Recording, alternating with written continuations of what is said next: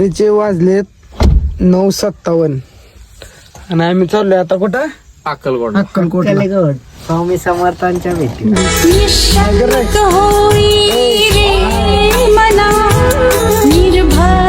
सगळी गाडी कुठली आहे? स्कॉर्पिओ नात करते का? हा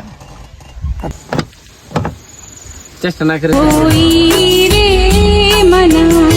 प्रचंड स्वामी बळपाठी